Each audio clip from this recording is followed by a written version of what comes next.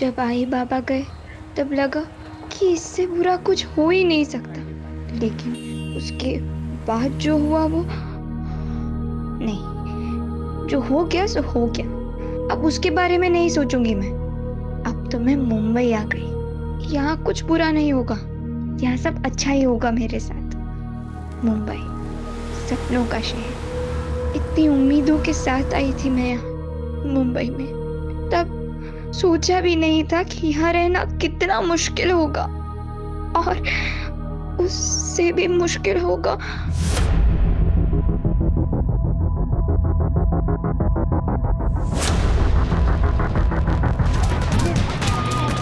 Hello hello police, मैं humanity nursing home से बोल रही हूँ। मैंने आपको इससे पहले भी कॉल किया था, प्लीज़ आप थोड़ा जल्दी आ जाइए।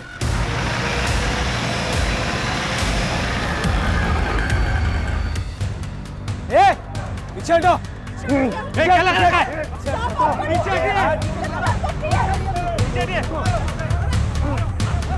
पीछे हटो। पीछे हटो।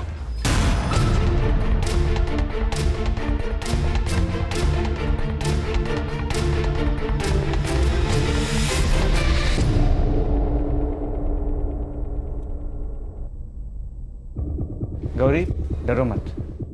ठीक ठीक बताओ कि हुआ क्या था। मैं रोज बुआ को डब्बा देने आती हूँ और फिर डब्बा देकर कॉलेज जाती हूँ। आज भी मैं डब्बा देने आई थी। अचानक से मेरे पेट में बहुत दर्द होने लगा। मैंने सोचा कि मैं पहले डॉक्टर अंकल को दिखा दूंगी। गौरी को क्लिनिक में आते आते दोपहर हो गई। कह रही थी कि उसकी तबीयत ठीक नहीं है, पेट में दर्द था उसके। डरी हुई थी, पर वाकई उसको बहुत दर्द हो रहा था। मेरे पेट में बहुत दर्द हो रहा है। अब बैठ जाओ। Hello, send me nurse. Gauri, Gauri, अरे मैंने उसे बुलाने की कोशिश की पर वो रुकी नहीं। वैसे डॉक्टर अंकल अच्छे से बात करते हैं मुझसे। वो मुझसे पढ़ाई के बारे में भी पूछते हैं, और आज तो वो मुझे अपनी बेटी की बुक्स देने वाले थे। मेरे पेट में बहुत दर्द हो रहा है। ओह, पेट में दर्द हो रहा है? हाँ? कब से हो रहा है दर्द? अभी थोड़े टाइम से बहुत दर्द हो रहा है। आ जाओ, आ जाओ, यहाँ आ जाओ, लेट जाओ। हाँ, बस बस बस बस लेट जाओ। Good girl. वो नर्स दीदी वो आएंगी? आ जाएगी, वो आ जाएगी। अरे बहुत दर्द हो रहा है ना, तुम लेट जाओ, लेट जाओ।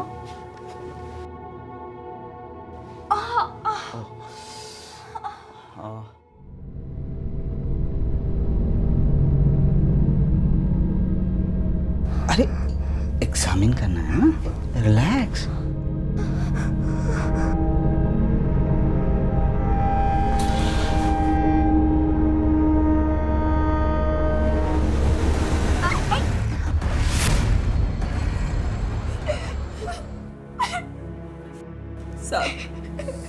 मुझे इसी हालत में मिली थी।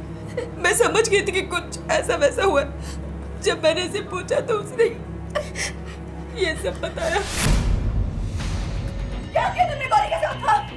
मैं पूछ रही हूँ, क्या किया तूने? एक बच्चे का बाप होकर ऐसा गंदा काम करता तू?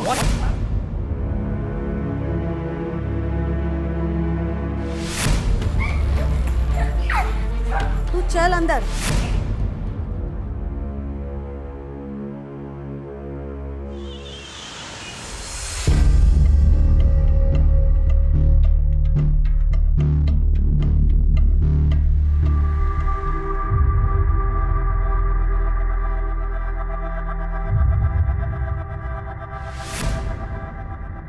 काय झालं?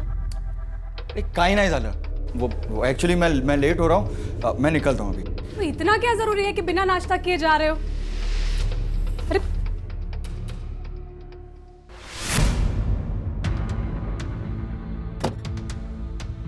सर, अस्पताल के स्टाफ से पूछताछ किया और वहाँ के सीसीटीवी कैमरा के फुटेज को भी चेक किया।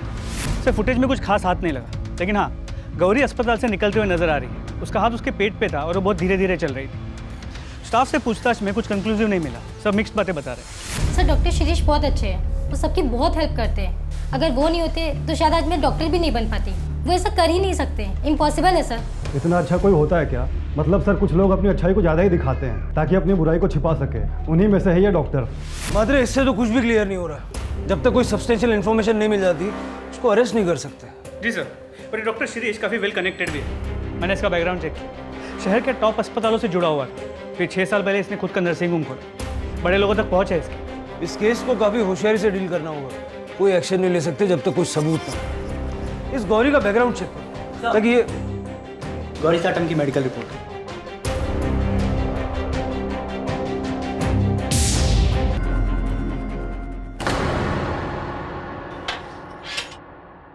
Doctor Shirish, you are under arrest. क्या सर? मैंने आपको हमारे साथ चलना होगा।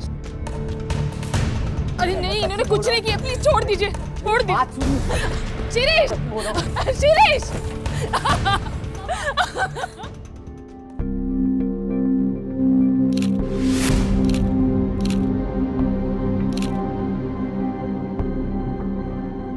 सर वो लड़की झूठ बोल रही है, मैंने उसे हाथ तक नहीं लगाया। तूने उसे सिर्फ हाथ नहीं लगाया, उसका रेप किया। रेप? ये देख मेडिकल रिपोर्ट। तू तो डॉक्टर है ना, पढ़ ले। सर पर ये मैंने नहीं किया। लेकिन गौरी तो तेरा ही नाम ले रही है। वो झूठ क्यों बोल रही है यही नहीं समझ में आ रहा है सर। कुछ तो गड़बड़ है, मुझे फंसाया जा रहा है। कौन फंसाएगा? किसी से कोई दुश्मनी है? गौरी तेरा ही नाम क्यों लेगी? हिमा सर, गौरी की एक बुआ है हिमा, वो ये सब कर सकती। वो जो तुम्हारे हॉस्पिटल में आया है वो? हाँ सर, 4 दिनों पहले उसे मैंने निकाल दिया था काम से। लेकिन जब गौरी के साथ ये सब हुआ तो वो वहाँ मौजूद थी। नोटिस पीरियड पे है सर, बहुत गुस्सा आया था उसे। गलती हो गई, सॉरी बोल रही हूँ ना सर, आगे से ऐसा नहीं होगा सर। ये सब तुम पहले भी बता चुके हो मुझे। सर सच्ची मैंने कुछ नहीं किया सर। झूठ मत बोलो, मुझे आर्ग्यूमेंट नहीं चाहिए। नहीं सर प्लीज ऐसा मत करिए सर, काम चला गया तो बहुत प्रॉब्लम हो जाएगी। सर प्लीज ऐसा मत करिए सर, सर प्लीज। साहब वो झूठ बोल रहा है, नाटक कर रहा है खुद को बचाने के लिए। मैं आलसी या लापरवाह नहीं हूँ, लापरवाह होती तो नर्सिंग लाइन में इतने साल तक टिकी नहीं रहती। साहब नर्सिंग होम छोटा पड़ रहा है और स्टाफ ज़्यादा है और पगार नहीं बढ़ रही, इसलिए वो स्टाफ को निकाल रहा है। बड़ा ही कमीना आदमी है सर वो। मेरी भूल से बच्ची 2 दिन से कमरे में बंद है, शौक में है। गलत तो हमारे साथ हो रहा है साहब, और आप हमसे ही सवाल पूछ रहे हैं। नहीं चाहिए मुझे ये सब, नहीं होता मुझसे। काश आई बाबा जिंदा होते तो ये सब नहीं होता। नफरत है मुझे इस जगह से, इन सब लोगों से, अपने आप से।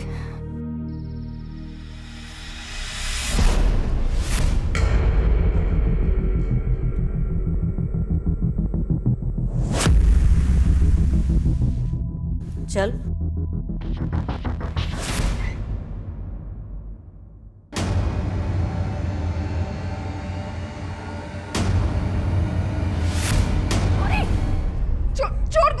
छोड़, क्या कर रही है? छोड़, पागल हो गई है तू। कौन है?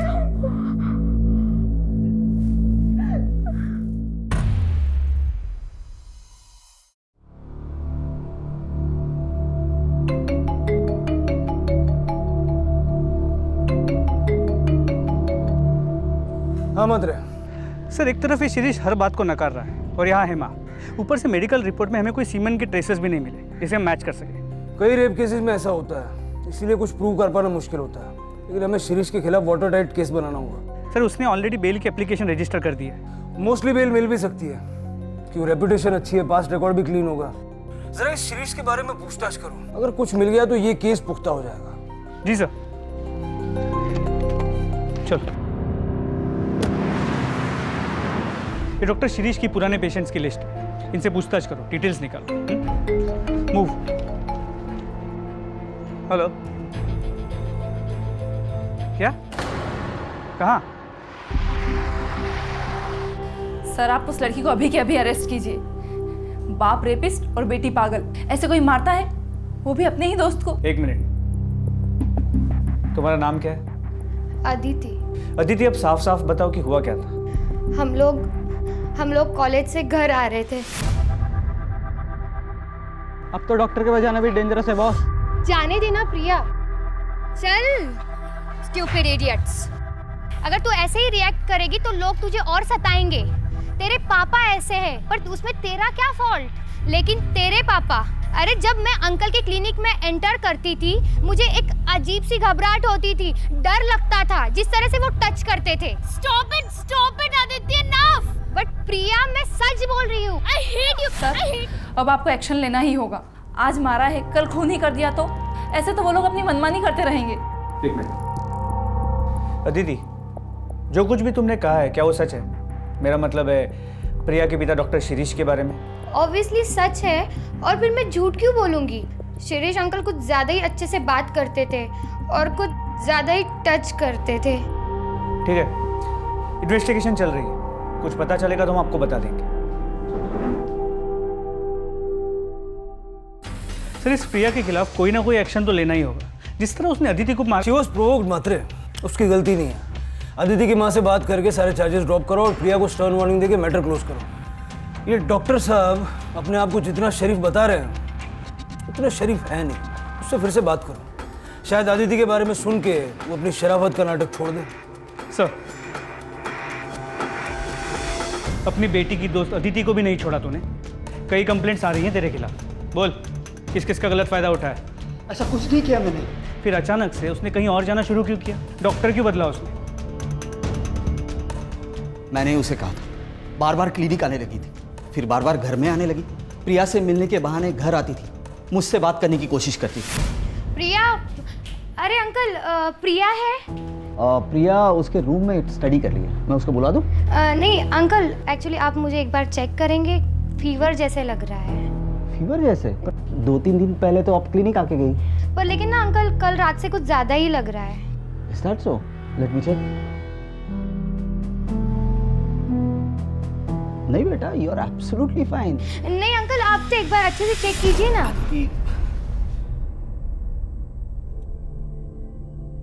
देखो अदिति बेटा, आई कैन अंडरस्टैंड, इस उम्र में ऐसा होता है, अपने से ओल्डर उम्र की आदमी की तरफ अट्रैक्शन होता है, खासकर तुम्हारी सिचुएशन में। पर बेटा यू हैव टू स्टॉप। आप बार बार क्लिनिक या घर में नहीं आ सकते। मैं कहाँ बार बार आती हूँ?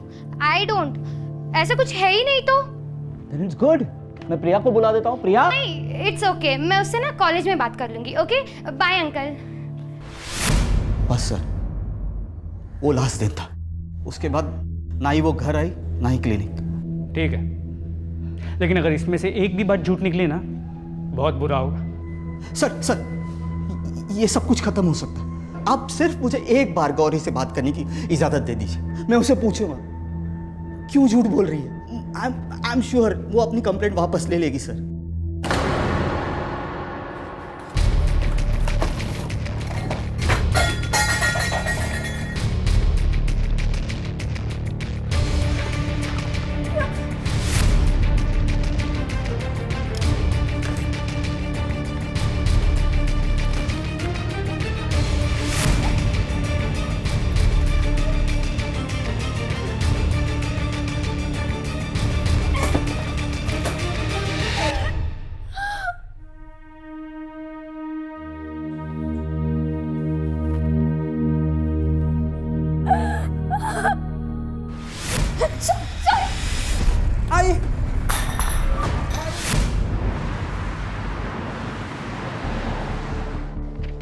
टेबल पर सर, डॉक्टर शिरीष अपनी वही बात दोहरा रहा है। 3rd डिग्री के बाद भी? जी सर, और बिना किसी डीएनए एविडेंस या कोई पुख्ता सबूत के उसकी बात को पूरी तरह झुठला भी नहीं सकते। आई नो, ठीक है, तुम कोशिश करते रहो। लड़की ने पूरे होशो आवाज में सीधा एक्यूज किया। मैटर सीरियस भी है और सेंसिटिव भी, और गौरी नाबालिग है तो पॉक्सो भी लागू होगा। मात्र एक काम करो, शिरीष की सारी हिस्ट्री चेक करो, कुछ ना कुछ तो मिलेगा। और गौरी का बैकग्राउंड भी चेक करो। गौरी का? हो सकता है गौरी झूठ बोल रही हो, किसी और के डर से या किसी और को बचाने के लिए। ये एंगल भी चेक करना पड़ेगा। मात्र किसी बेगुनाह को सजा नहीं होनी चाहिए। तो फैमिली ने कुछ बताया? उसकी फैमिली तो खुद डिप्रेस्ड है। क्रिमिनल क्राइम तो कर देता है, लेकिन ये नहीं सोचता कि इसका उसके अपने परिवार पे क्या असर होगा, खास करके ऐसे मामलों में। कल तक जो एक रेप्यूटेड डॉक्टर का परिवार था, वो आज सारी दुनिया से मुंह छुपा के बैठा है।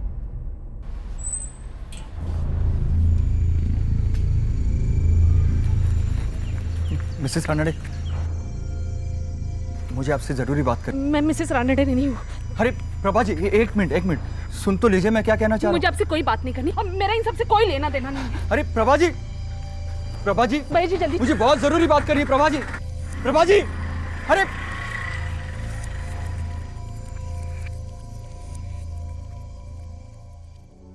शिरीष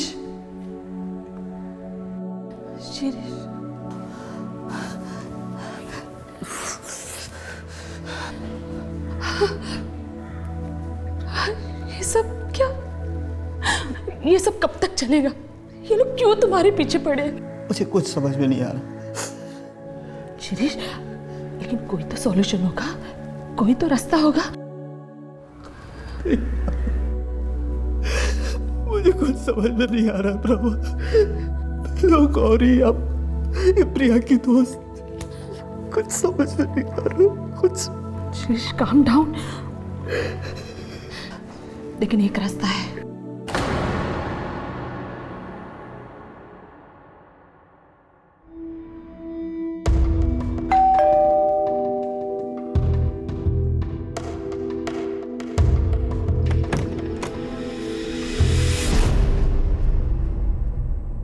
सर, डॉक्टर शिरीष का background check. Anything significant? Nothing sir, spotless career, कोई झगड़ा नहीं, कोई मिसकंडक्ट नहीं। पिछले 6 साल के उसके नर्सिंग होम के रिकॉर्ड्स को चेक किया, कुछ नहीं मिला। उसके पहले वो जिन अस्पतालों में जुड़ा था वहाँ बात की, उसके पुराने पेशेंट से बात की, कुछ नहीं मिला सर, बिल्कुल बेदाग है। वाकई बेदाग है या दाग छुपाने की कोशिश की गई? सर ऐसा लगता तो है नहीं। 6 साल पहले उसका एक लोकल नेता के साथ झगड़ा हुआ और वहाँ भी डॉक्टर शिरीष ने ही उस नेता के खिलाफ कंप्लेंट रजिस्टर की। इसके अलावा और कुछ नहीं। और गौरी? सर गौरी का बैकग्राउंड चेक चल रहा है, जैसे ही कुछ पता चलता है मैं आपको अपडेट करता हूँ।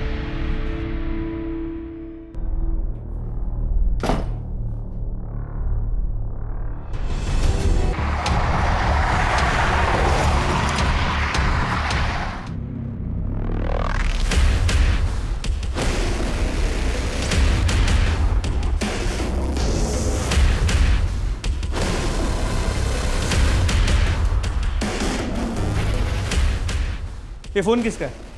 गौरी का। कामली ये पन गया।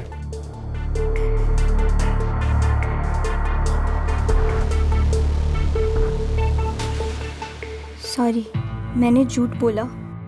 आपने हमेशा मेरी हेल्प की, कभी मेरे साथ कुछ गलत नहीं किया, लेकिन मैंने आपके बारे में झूठ बोला। अब मुझसे सहन नहीं होता। मैंने जो भी किया उसके लिए सॉरी।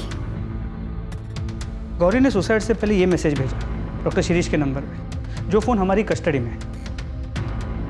मात्र शौक में होने के बावजूद गौरी ने बहुत क्लियरली शिरीष पे रेप का इल्जाम लगाया था। वही लड़की अचानक सुसाइड। आपको लगता है कि ये सुसाइड स्टेज्ड है? सच पे पर्दा डालने के लिए, क्योंकि अगर वाकई शिरीष बेगुनाह है और किसी ने गौरी को उसका नाम लेने के लिए मजबूर किया है तो आगे चल के गौरी उसके लिए खतरा बन सकती है। सर उल्टा भी तो हो सकता है। हो सकता है डॉक्टर शिरीष गुनहगार हो और उसने अपने आप को बचाने के लिए गौरी को मरवा दिया और फिर गौरी के फ़ोन से मैसेज भिजवा दिया। मात्र ये सुसाइड है या नहीं, ये जाने बिना आगे बढ़ना मुश्किल होगा। पता चल जाएगा सर, गौरी की पोस्टमार्टम रिपोर्ट जल्दी ही आ जाएगी।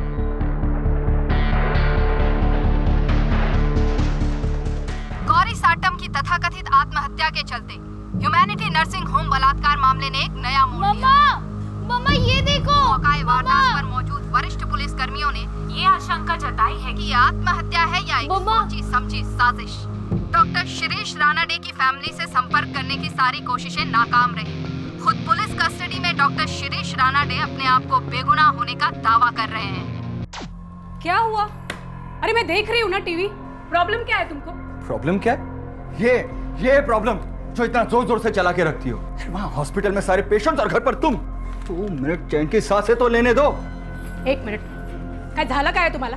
मैं रोज देख रही हूँ, तुम्हारा चक्कर वक्कर चल रहा है ना किसी के साथ? सच बताओ। हमारे साथ बात करना ही बेकार है। Leave it.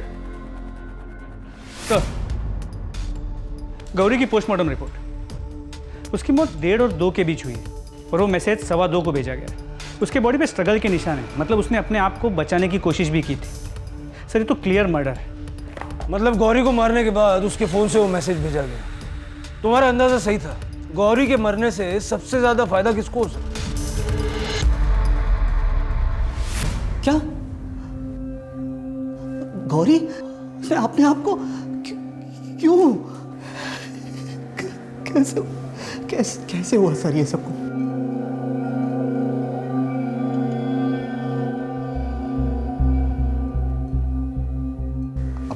कहना क्या चाहते हैं कि ये सब मैंने किया?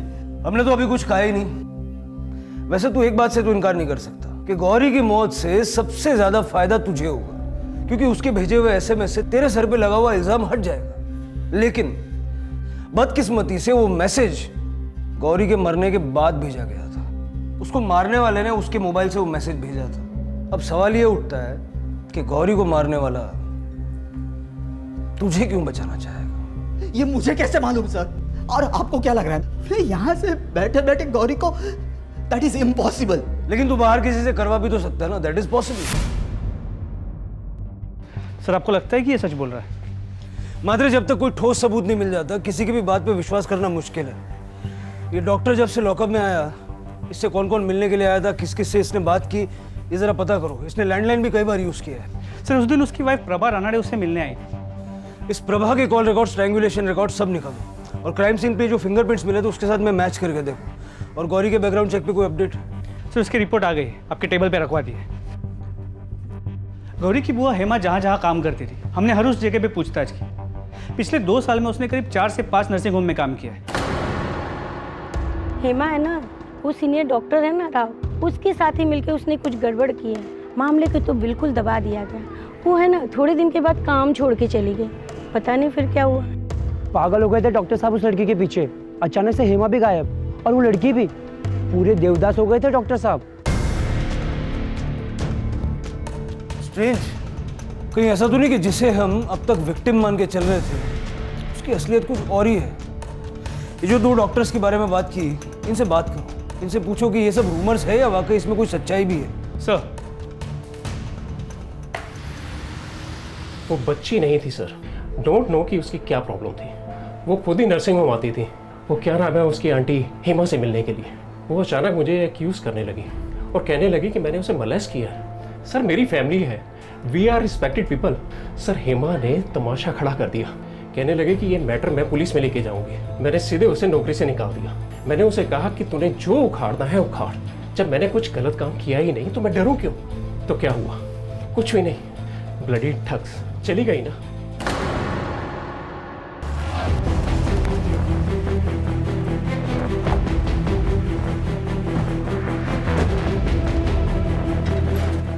शिप्रा चलता हूँ मैं, शाम को लेट आऊंगा। डॉक्टर यतीन केलकर। जी सर। हम आपसे गौरी साटम के बारे में बात करने आए, जानते हैं ना उसे?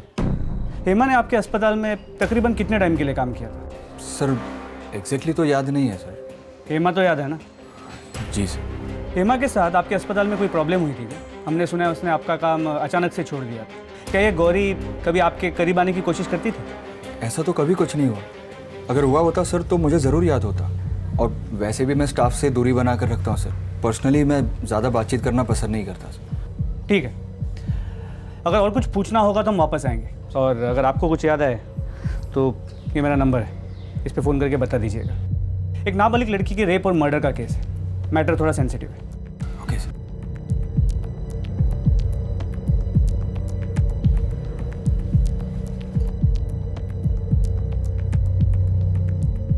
पुलिस क्यों आई थी यहाँ पे? क्या किया तुमने? दिमाग खराब हो गया क्या तुम्हारा? क्या करूंगा मैं? देखो मुझे सच सच बताओ, तुमने क्या किया है? कुछ नहीं किया है मैंने। हर बात पे शक करती हो यार।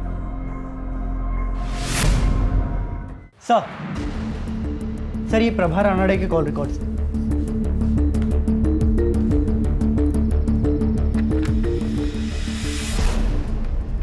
चलो।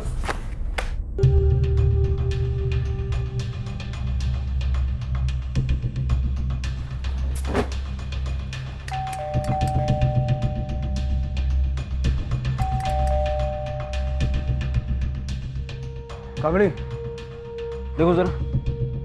डॉक्टर शिरीष रानाडे की फैमिली से संपर्क करने की सारी कोशिशें नाकाम। अंदर टीवी चल रहा है, आवाज आ रही है, लेकिन सब खिड़कियां दरवाजे बंद है, कुछ दिखाई नहीं दे रहा। मिसेस रानडे, पुलिस है, खोलिए दरवाजा। मिसेस रानडे, प्रिया।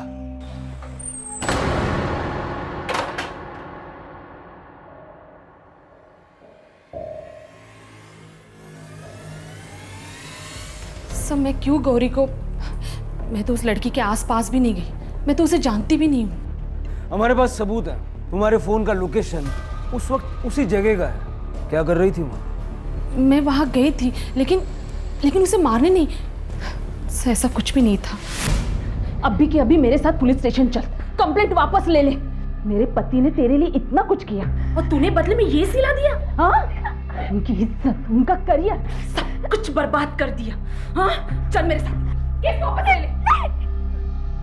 आप जाओ प्लीज, आपको जो बात करनी है आप मेरी हत्या से बात करो। देख, आप जाओ प्लीज, प्लीज मुझे अकेला छोड़ दो।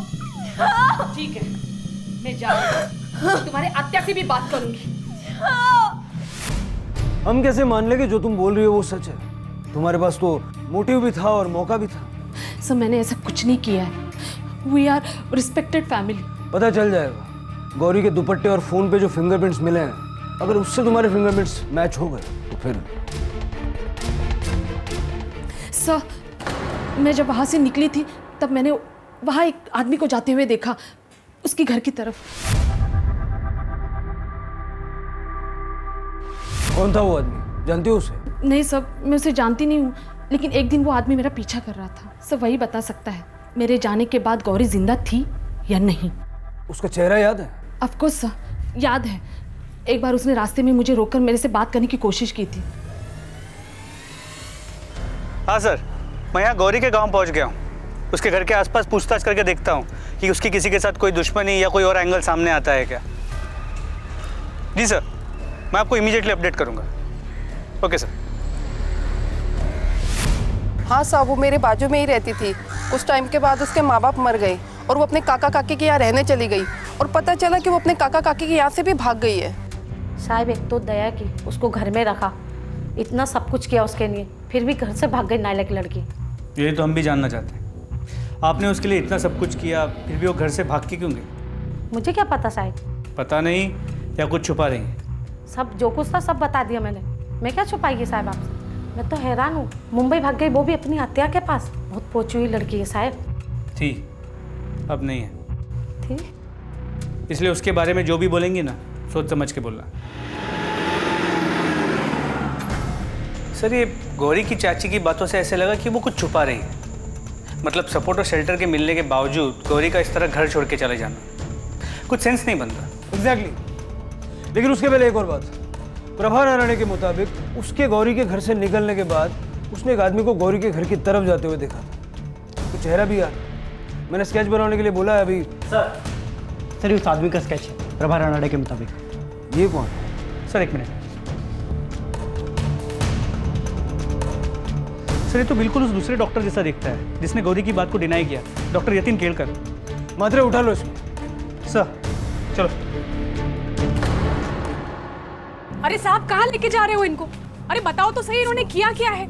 सुनिए, हेलो मैडम। ये सब क्या हो रहा है? क्या किया है तुमने? हाँ बताओ मुझे, मैंने कहा था ना तुमसे, इसी बात का डर था मुझे। शिप्रा, कभी तो शक करना बंद करो। जी सर, गौरी को मैंने ही मारा है। लेकिन सर, मैं उसे मारने की इरादे से नहीं गया था।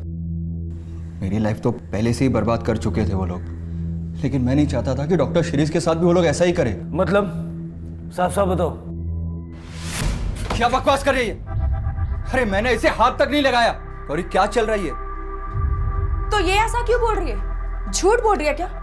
वैसे भी हॉस्पिटल में सबने देखा है कि किस तरह सारा दिन आपकी नजरें गौरी पर ही टिकी रहती है। 17 साल की मासूम सी बच्ची है वो। छोड़ूंगी नहीं तेरे को, पुलिस में कंप्लेंट करेगी। हाँ। अरे ऐसे कैसे पुलिस में कंप्लेंट करेगी? तेरी झूठी कंप्लेंट की वजह से मेरी लाइफ, मेरी फैमिली, मेरा करियर सब बर्बाद हो जाएगा। चल गौरी, तू चल। समझौता कर लेते, 50,000। चल गौरी। अरे अरे रुको, देखो 75,000 ले लो और ये मामला यहीं पर खत्म करो। देखो इससे ज्यादा मैं नहीं दे पाऊंगा, इतना ही कैश है मेरे पास। चल गौरी। हत्या ले लेते हैं ना, मुझे पुलिस के पास नहीं जाना है। यानी गौरी को पैसे चाहिए थे? नहीं सर, पैसे तो उस हेमा को चाहिए थे। वो तो गौरी को बस यूज कर रही थी। डॉक्टर शिरीष के मामले में भी वो वैसा ही कर रही थी जैसा उसने मेरे साथ किया। लेकिन मैंने सोच लिया था सर, मैं अब चुप नहीं बैठूंगा। बहुत हो गया था सर, मैं इन सब में इन्वॉल्व नहीं होना चाहता था। मैं कंट्रोल नहीं कर पाया सर। इसके बाद मैंने डॉक्टर शिरीष की वाइफ से कांटेक्ट करने की कोशिश की, क्योंकि मैं विटनेस बनने के लिए तैयार था, ताकि हम सबको बता सके कि हेमा और गौरी पहले भी ऐसा कर चुकी है। मिसेस रानडे, मुझे आपसे ज़रूरी बात करनी। मैं मिसेस रानडे नहीं हूँ।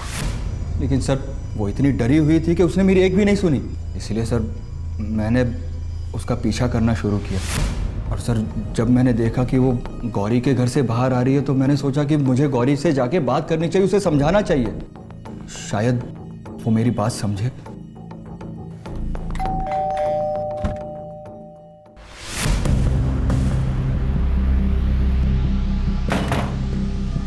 आप आते नहीं है, आप बाद में आना।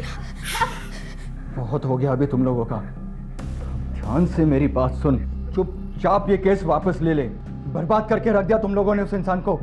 झूठ पे झूठ, झूठ पे झूठ। गौरी, गौरी, गौरी।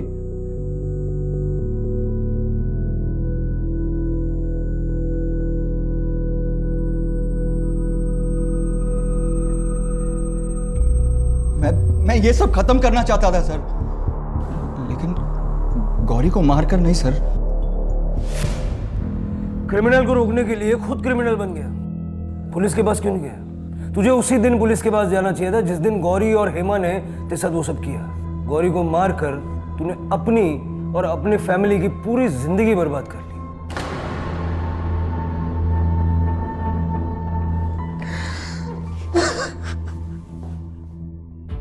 मतलब इस सब की मास्टरमाइंड हेमा है?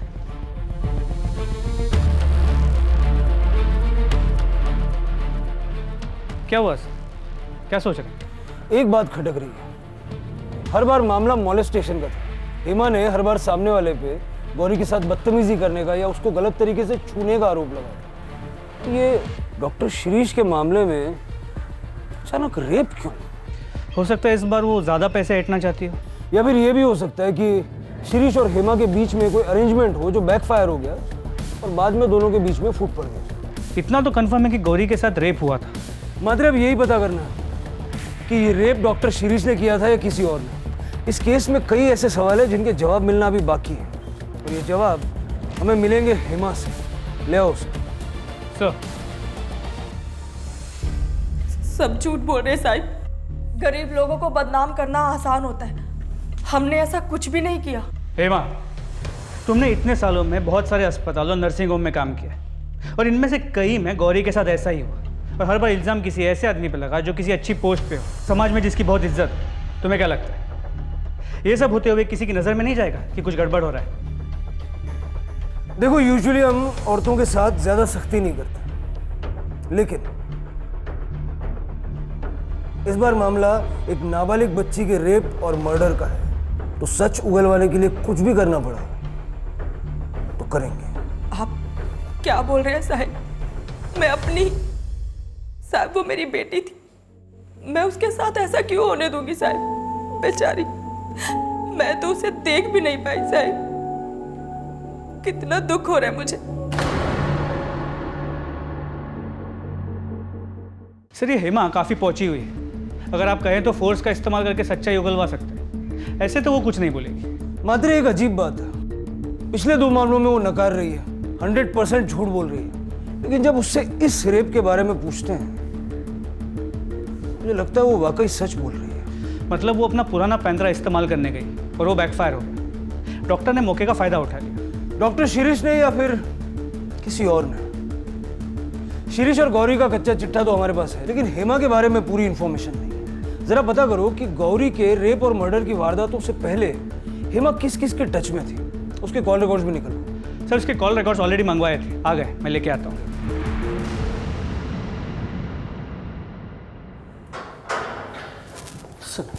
सर कुछ पता चला?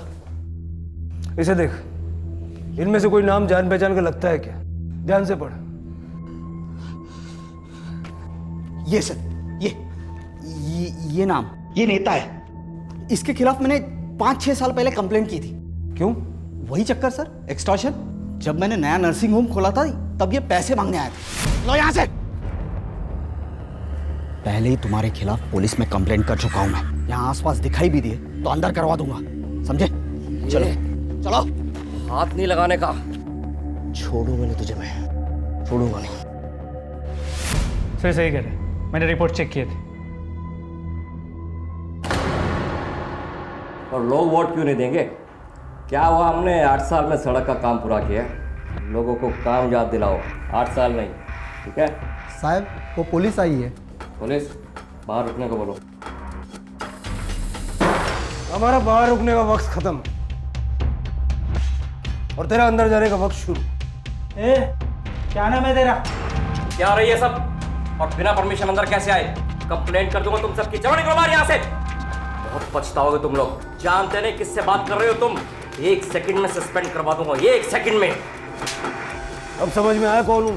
तेरी पार्टनर ने सारा सच उगल दिया है, हेमा।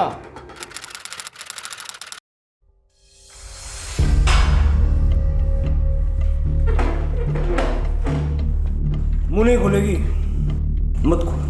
तेरे पार्टनर ने तेरे बारे में सारा सच कबूल कर लिया है। किस तरह तुम लोगों ने डॉक्टर शिरीष को बदनाम करने का प्लान बनाया, किस तरह रेप करवाया, किस तरह इस सब के लिए उसने तुम्हें थोड़े से ज्यादा पैसे दिए। बेटी बेटी बोल रही है गौरी को, थोड़े से पैसों के लिए बेटी को बेच दिया। मैंने कोई प्लान नहीं बनाया साहिब। मुझे तो मालूम भी नहीं था कि वो गौरी का रेप। मैं तो वही करने वाली थी जो हर टाइम करती थी, झूठा आरोप लगाकर ब्लैकमेल कर रही है साहिब। लेकिन सर नेता पाटिल तो बोल रहा है कि रेप का आइडिया इसी का था, ज्यादा पैसे कमाने के लिए। झूठ बोल रहा है कमीना। उस दिन भी झूठ बोल रहा था। वो कह रहा था कि वो गौरी से सिर्फ मिलना चाहता है, प्लान समझाने के लिए।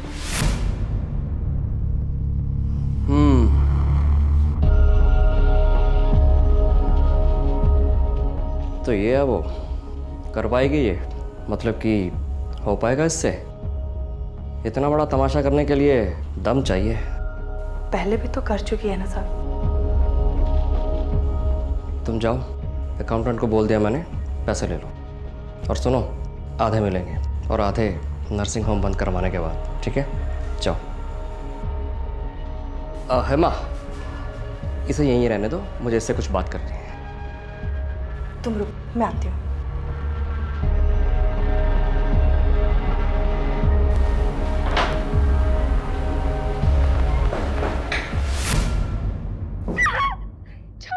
गौरी, रुक जाओ, रुक जाओ। नहीं जान देगी।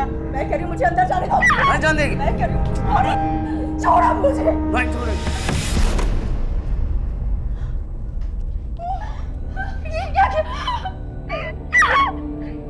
ये क्यों किया आपने? ताकि सबको ऐसा लगे कि इसके साथ सचमुच रेप हुआ है।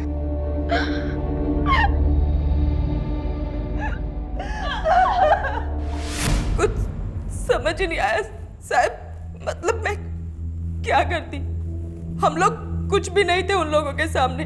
आखिर हम ही तो गए थे उनके पास, और अभी आधे पैसे लेने बाकी थे साहब। मैंने गौरी को समझाया, कपड़े बदलकर उसे हॉस्पिटल आने को कहा। मेरे पेट में बहुत दर्द हो रहा है। मैं नर्स दीदी को बुलाता हूँ। नर्स को भेजो मेरे केबिन में जल्दी। मुझे नहीं पता था साहिब कि गौरी के साथ ऐसा हो जाएगा। अनाथ बच्ची, मेरे ऊपर जिम्मेदारी थी साहिब उसकी। मुझ पर विश्वास करती थी वो।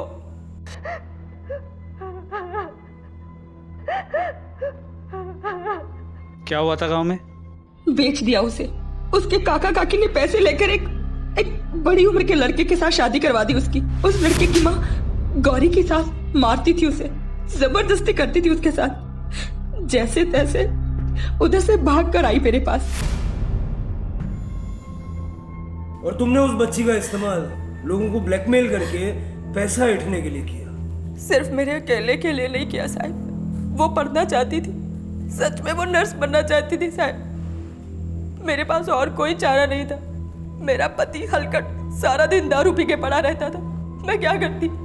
जो बुरा होना था साहब वो तो हो चुका, और मैंने सोचा कि बाकी के पैसे लेने अभी बाकी हैं, इसीलिए हमने डॉक्टर शिरीष को फंसाया साहब। तुम्हारे पास डॉक्टर शिरीष से दुश्मनी का मोटिव है और हमारे पास चश्मदीद गवाह। पटेल, तूने डॉक्टर शिरीष से 6 साल बाद बदला लिया। तू हेमा के बारे में भी जानता था वो लोगों को किस तरह फंसाती है। इसलिए जैसे ही हेमा ने डॉक्टर शिरीष की नर्सिंग होम को ज्वाइन किया, तूने उससे कांटेक्ट किया, है ना?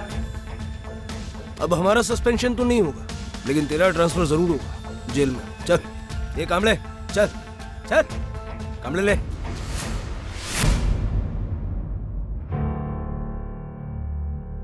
डॉक्टर शिरीष, देखिए कभी कभी जस्टिस को पाने के लिए हमें कई ऐसे कदम उठाने पड़ते हैं जो बाद में गलत साबित होते हैं। ये भी उन्हीं में से एक था।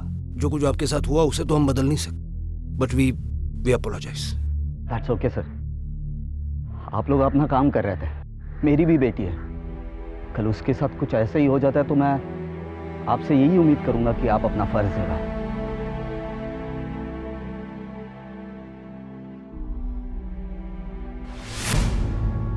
प्रभा जी,